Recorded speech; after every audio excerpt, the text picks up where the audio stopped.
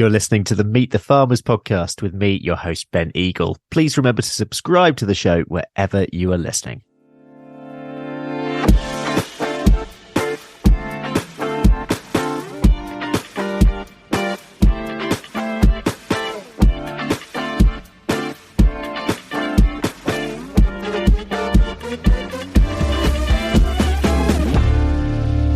Hello and welcome to episode 251 of Meet the Farmers. I'm your host, Ben Eagle. Now, last week was Groundswell, the Regenerative Agriculture Festival. Indeed, an agricultural event quite unlike any other, in my view. I travelled to Hertfordshire to speak to people attending and to ask farmers and those in the wider industry partly about scaling regenerative agriculture and partly about their own regenerative farming journey. So when it comes to scaling, how do farmers take things from a field trial scale to a whole farm scale? And regarding the Regen Ag movement itself, how does that scale to the next level? We're going to hear later in the show from 3 farmers about their own experience, but to set the scene, I spoke to Adele Jones, Executive Director at the Sustainable Food Trust.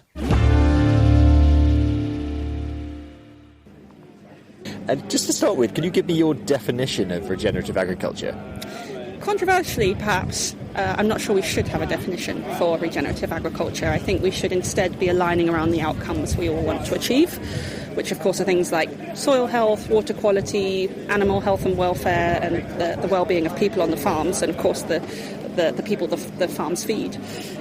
So I personally think we will end up in an everlasting war on words if we try and land on a definition, and instead we should be focusing on the things we want to achieve. Okay, so today we're talking about scaling, both on a farm scale and the regenerative agriculture movement as a whole. What do you think are the key factors that are maybe holding Regen Ag back from growing and scaling on a larger scale? I think the key thing is finance, to be honest. There's a lot of talk, particularly amongst the financial institutions now and food companies and government, about the need to finance the agricultural transition and pay farmers for the public goods they're delivering. Apart from the government schemes which are starting to filter through, I am not yet seeing that land on the ground in terms of proper finance for farmers to take the risk away a little bit for scaling Regen Ag. And I think once we can start to deploy those, not just debt financing importantly, but financing for delivering on certain practices, I think that will really start to tip the scale. What's the role of policy in scaling Regen Ag? I think it's huge role that policy can play. I don't think they should fund everything. I think that's unrealistic. But I think policy has to, of course, set the regulation that's going to slowly increase the bar away from the farming practices which might be causing harm. And then, of course, design the carrots that will help farmers start to take that shift. But I think it's got to be layered with finance from the private sector as well, what we call blended finance. So I think policy has to form the bedrock of this transition, and then we can layer on top to really start to build that business case. And when it comes to, you alluded to it slightly there, but that's partnership between government on one side and the public sector, but also the private sector. What does that partnership look like in future in terms of scaling? I think it's quite a complicated partnership, but it's so necessary, and I think everyone in the sector has to play a role. Of course, government with the taxpayers' money that they can support farmers with. Food companies need to start possibly paying a small premium for regenerative products, but also just being more transparent about their procurement and supply chains. I think banks have a role to play in financing. I think investors have a role to play in financing, and I think insurance does as well. We have to de-risk this transition. It is quite a risky transition, so I think the insurance industry has a really important role to play. We just need to make sure farmers are not the bottom of the chain with that one. Those actors don't necessarily all talk to each other, and so that's what we're really trying to figure out at the moment is what respective role do those guys all play, and how do we glue them together. And from our perspective, the glue is common metrics that they all use to measure and report on progress, so that the farmer just has one set of metrics that they're using to make decisions on farm, and everyone else in the system is using those same metrics, albeit in slightly different ways. For us, that just means this whole conversation is knitted together in a really neat way. So I think that's a really key enabler for this transition to be able to take place. And just finally, we're at Groundswell, of course. So what about the role of events such as Groundswell, but Groundswell particular, in terms of engaging people? This is a fantastic place for people to share knowledge, share experience, share mistakes as well. I've already heard today lots of discussions between farmers sharing their own experience. What about the role of Groundswell in terms of the regenerative agriculture movement? I think events like Groundswell are so massively important. We forget, I think, how organic knowledge sharing needs to be in the farming sector, because so much of it is intuitive. It's not just about peer-reviewed studies from Oxford University, no offence Oxford University, but it's really about sharing what you see on farms, and I think events like this are so important. So I think that peer-to-peer learning, but also just hanging out with friends. I love coming to Groundswell because I just see all my friends. It's great. Adele, thank you very much. No problem. Thank you for having me. I was interested in people's perceptions of what is holding farmers back from investing, and overwhelmingly I was told it was finances and mindset. This said, some farmers also told me that the two are linked, and that whilst the finances and borrowing capacity are available if you know where to look, it's lack of confidence that prevents the investment from taking place. Before we turn to our farmers, let's hear from Harry Clark from Weaving Farm Machinery. I had a lady come on the show yesterday when we were setting up and saying, what is regen? And we try to explain it's about sustainability and more about, I believe, trying to increase your margins. And she said, so it's not really for proper farmers. And you're looking at her and going, well, the days of ploughing up fields and using hundreds and hundreds of pounds, thousands of pounds on fuel to plough these fields, press it, roll it, drill it with these big heavy drills, I think are starting to dwindle down. And so people are looking for a much cheaper establishment and are looking at cheaper fertiliser costs. They're looking for that other option, which I think is what all regen's about. Yeah. And again, it's all about improving our soils. And if we can look after our soils, then we get better crops, we make more money, which at the end, for a lot of people, is the end game. What for you do you think holds farmers back from innovating practices? Finances, 100%.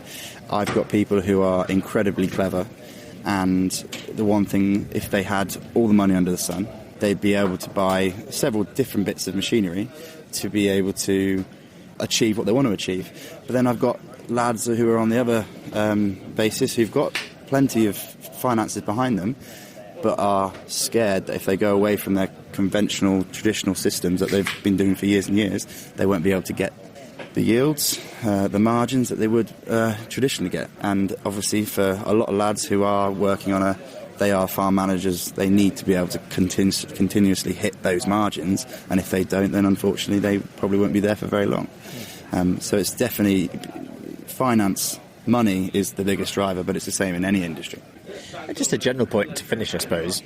What for you needs to be done to scale regenerative agriculture? Knowledge. 100% knowledge. And shows like this, we're at Groundswell today, well, even when I came 4 years ago, the scale of this show has massively increased. Places like this and learning from other farmers, because again, a farmer will never ever trust Billy Bloggs down the road who's read it in a book. He'll trust another farmer, and that's what we need to get. We need to get farmers listening to farmers, getting them their personal experiences, where they've gone wrong. That's the most important thing. What have they done wrong, and how can you help another farmer from not making the same mistake? And I think knowledge is the way we're going to develop this. Now, I spoke to a lot of farmers during the 2 days, but here we're going to hear from 3 farmers about their experiences of regen ag, their challenges, motivations, and what they see as the key barriers to entry and routes to scaling practices.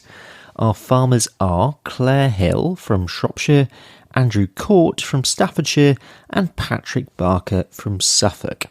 Let's hear from Andrew first of all. Hello everybody, I'm Andrew Court and I am a beef and arable farmer from Staffordshire. I think there's a bit of a misconception about regenerative farming. I think that people think that it is just a system of farming like organic farming is, but for me it's much more like a journey. So I'd say that I'm definitely a regen farmer because I'm on that journey to improving my soils and improving my farming practices. We took over the farm in 2020 right at the start of lockdown, and we very much started with the idea that we were going down this regenerative path. So we've always designed the the business from ground up to follow this journey. What was your main motivation for starting? I think that we're in a position where we knew a year or two in advance that we would likely be taking over the farm, and I fell ill at the time, so I spent my recovery researching farming, looking at what we could do differently on the farm, what would work. And I think that the main influences, ELMS was being talked about at the time, the Environmental Land Management Scheme, and there was just this whole sort of shift. And the other influencing factor was, having studied engineering at university, agricultural engineering, I gained a real passion for soil science. So that the combination of all these factors sort of led me to concluding that we needed to go for more regenerative, sustainable practices, particularly focusing on our soils, so that we could get the best returns from our farm. That was Andrew Court. Here's Claire Hill. Claire Hill from Planton Farm in Shropshire. So the farm itself is 80 acres, just at the south of the Shropshire Hills. I've always been kind of in and around the food industry, but only started farming in my own right in 2012. And would you describe yourself as a regenerative farmer? I would now, yeah. Yeah, definitely. Yeah. And what does that mean to you? I enjoy it now again. That we're putting back more than we take out, and I guess it's about like resilience. So I used to get really down about floods and droughts and worry and how we're going to deal with it, and now I don't, because I know that we've built stuff in that even if it's a really dry year, we don't struggle in the same way, or certainly even if we do a little bit, I can see that we're going to come out the other end of that. So it's that sort of, we don't have any, always trying to keep bare soil covered as an example, in that, with that thing in mind, in that we all think that drought causes bare soil, but actually bare soil causes drought. So things like that. So I just always have that in mind when I'm wandering around the farm. Okay. When you were first starting out, what motivated you to farm as you do? So it kind of, there wasn't one moment. I think there was a number of different things, and the first was starting to look at people starting to talk about pasture only, and I was like, wow. And everybody, of course, the usual, we'll never work on this farm, we can't do that because of X, Y, and Z reason. But I was like, but we should be able to, other people are doing it, so why can't we? And started looking into that, and then we had the beast from the east, and then it was like the wettest spring on record, and lambs were being born into standing water, and it was just didn't stop raining. I just like, this is not fun anymore. And we were doing everything we thought we were doing right, lots of data collection, weighing everything, tagging everything. There were like wet lambs walking around, or tags dragging in the water, and it's like, I don't think this is right. Like, this doesn't feel, somehow this now, it doesn't feel like this isn't working. It feels like it's worked, but now it's not working in the face of this kind of changing environment. I didn't really realise it was climate change then, but yeah, obviously that, and just felt like this is really hard. It shouldn't be this hard. And there was a few different things like that happened that then. And then I saw that the next thing was, I saw the Peter Bick and the Carbon Cowboys videos, and I watched those, and then I spent a while going, oh well, it'll never work here, because that was in America, and then I kind of met Peter. I was really lucky to meet him, and he was like, yeah, they all say that, like everyone says that. And so that was then we started with bale grazing. So then the first thing we did was bale grazing over one winter as a bit of an experiment, and it snowballed from there. Okay. And now we'll hear from Patrick Barker from Suffolk. Would you describe yourself as a regenerative farmer? I think I'd be forced into that box.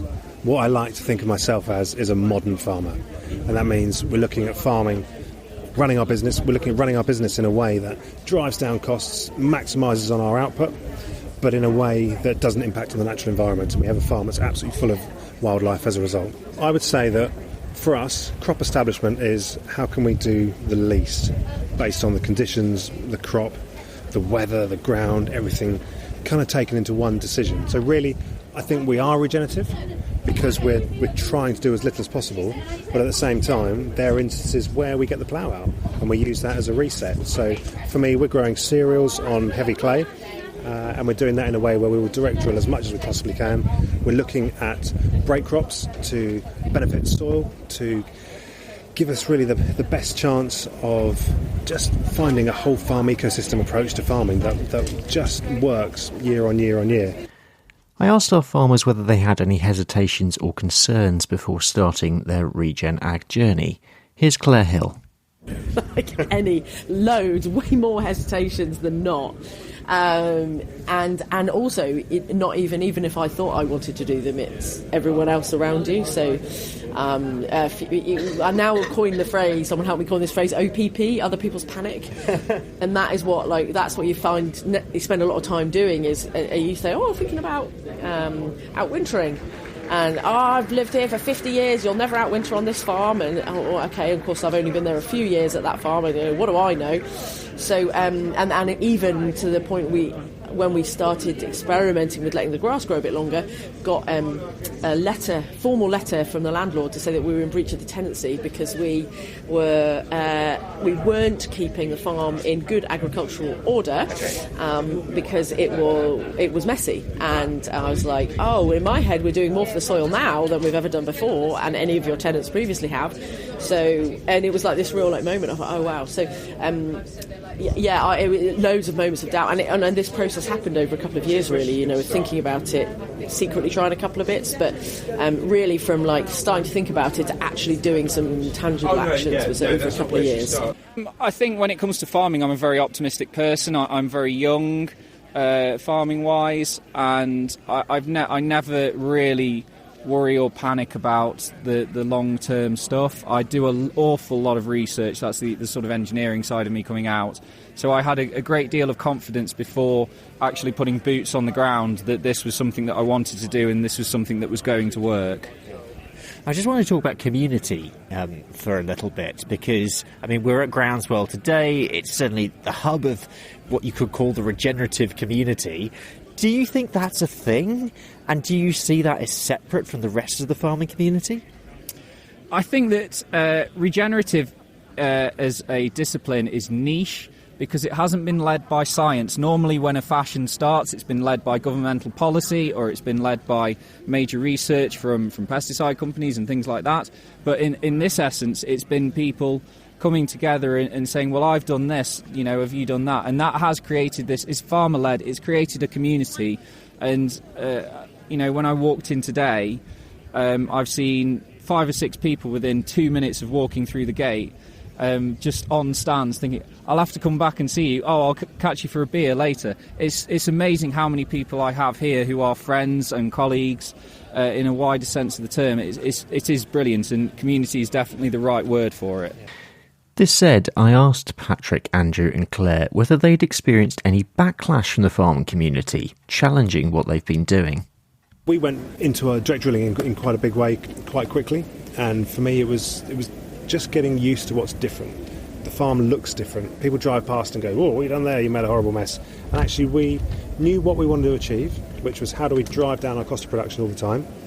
Now we're looking at it saying, actually, how do we kind of keep that level of production that we're at, but how do we reduce our costs? And if that's less nitrogen, if it's growing spring beans, for example, with no inputs, if it's, can we do away with one of our sprays? Do it, try it, record it. If it doesn't work, remember it and learn from it. Have you had any pushback or any negativity from any farmers about what you're doing at any point? This could be any sort of stage along your journey. Yeah, one of the neighbours pulled us to one side and said, you'll be back ploughing within 5 years. And I think we felt that we probably would. We sort of agreed with him, but hopefully we'll be doing far less than we ever have been. For me, one of the most telling moments was one of our neighbours who came to me and said, "You Barker boys, you've made this type of farming, this nature-friendly farming, easier for the rest of us because we can see what you're doing and how it works." And I always say to people, we're not here to tell people what to do. We're here to show people there's a way that we're brave enough to try. And if people can learn from our mistakes as well, then actually we're all better off as a result. For me, it's not a really difficult concept to grasp. It's actually we're just trying to grow crops as cheaply as possible, and the land that we feel shouldn't be growing arable crops, actually we're turning it back over to nature in the form of environmental stewardship scheme options. And for me, we've actually created our own land use framework, really. We've looked at every area of the farm and said, this is productive land, this should be growing crops. This actually isn't productive land, this is a corner, this is an old wet spot, this has a lot of shade, Can we from a business point of view and a biodiversity point of view, use SFI, use stewardship options to actually generate more than we probably would do if we were trying to farm it. And I use the word force farming sometimes in the areas that we probably shouldn't be. But if we're trying to create a real farm that's full of wildlife, we need to make sure that we're using all those stewardship and those SFI options to their maximum as well. Because with a farm that's full of biodiversity, we know that it's healthier, the soil is healthier, our IPM strategy then starts to fit together as well, and we just have a farm that ticks every single box. And for me, it's generating more money. It's actually more efficient because we're taking less time, we're farming much more in squares, we control traffic because the fields are the same shape and the same size every year, and we just have a farm that works for us and for our farmland wildlife.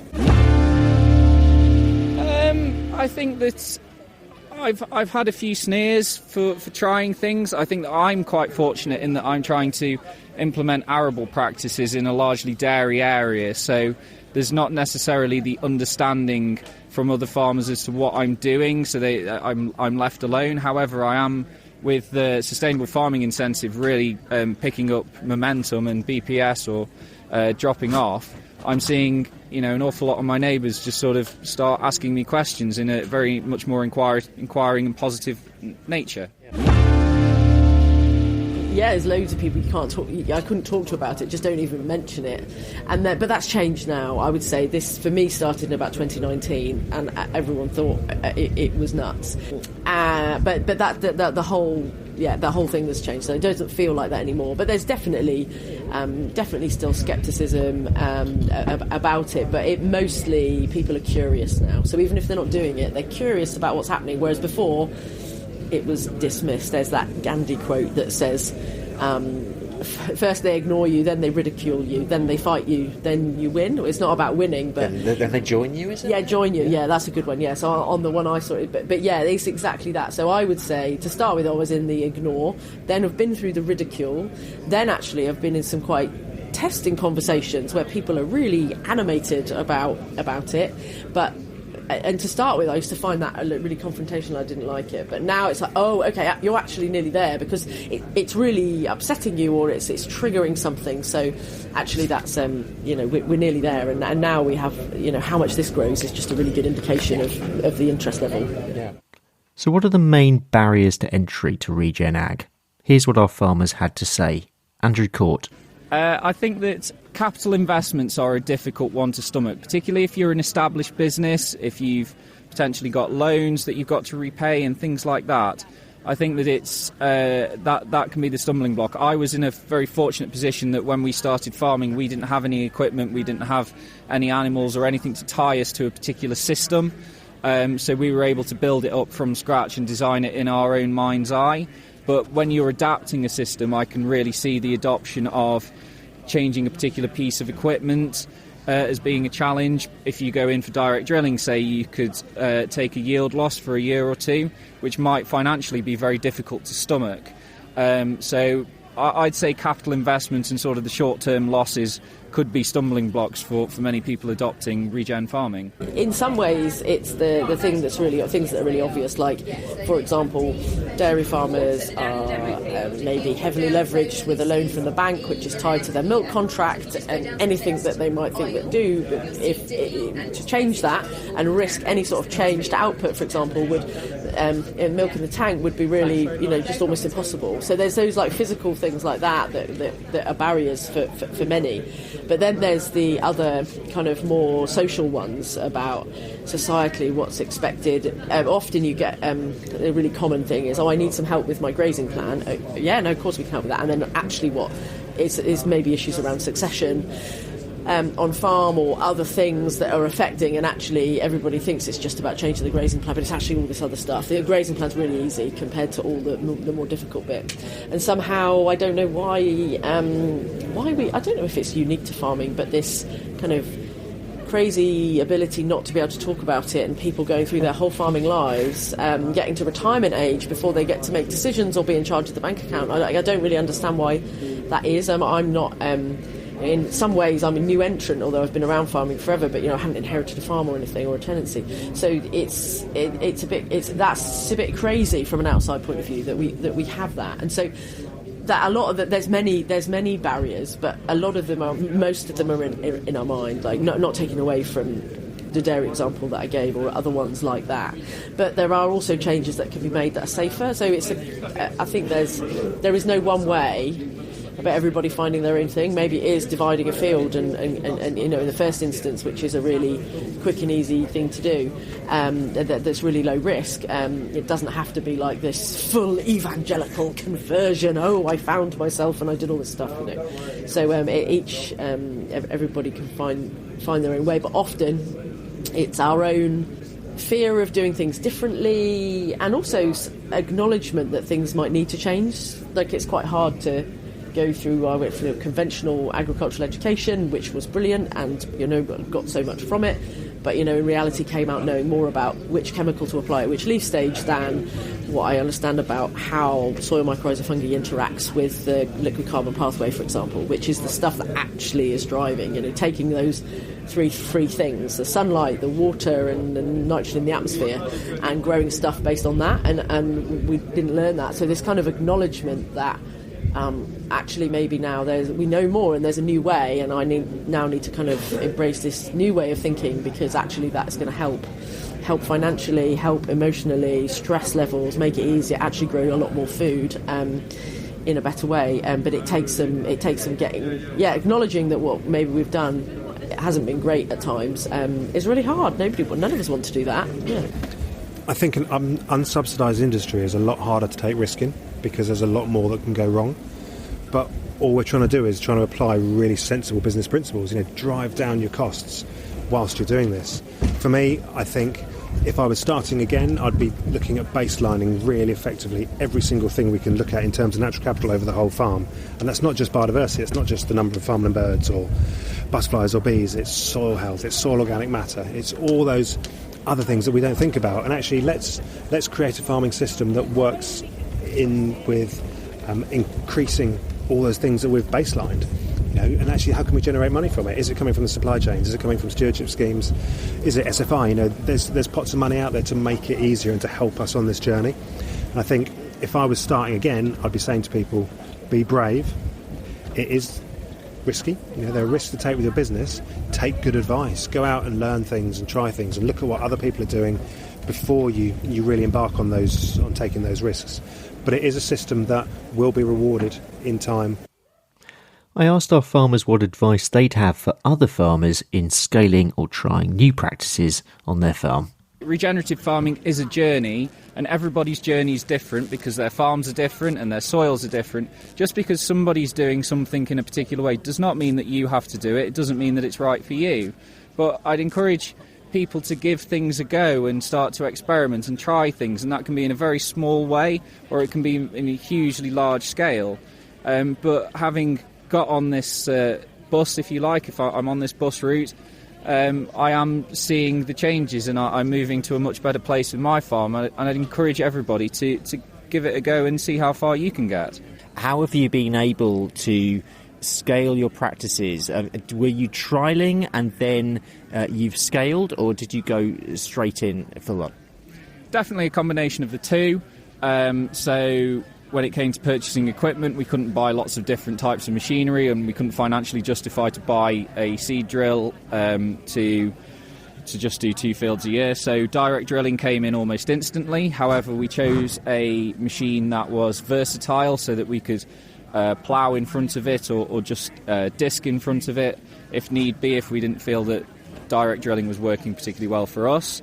But with other things, it can be, a field scale trial, particularly cover crops. We work very closely with Severn Trent to put in lots of different cover crops to protect groundwater sources.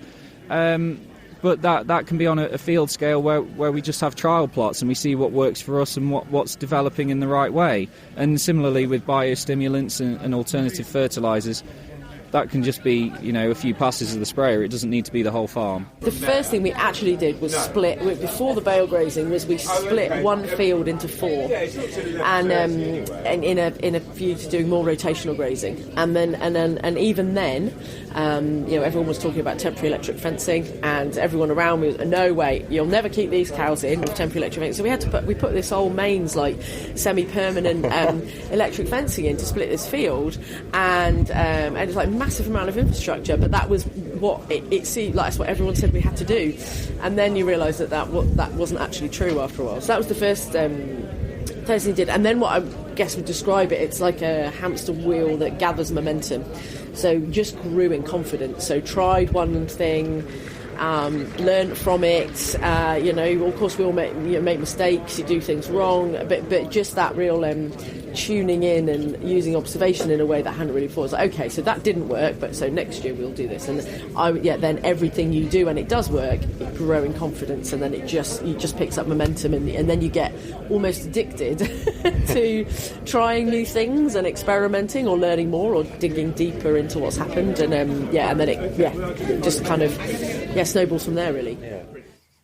And finally, here are our farmers' thoughts on scaling regenerative agriculture to a wider level across the country. I think that it's a growing thing. I still think it's in the minority, but there are perhaps people out there that are not going down a regenerative route, but they just look at one or two practices and think, well, actually, I can make that change.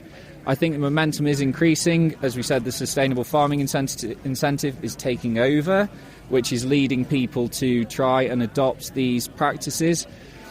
I mean, the hope/worry is that people try something, it doesn't work, so they give up on it, rather than tweaking or altering things to improve the practice and make it work. It might just be that your particular soil type means that you need this species of grass rather than that species of grass.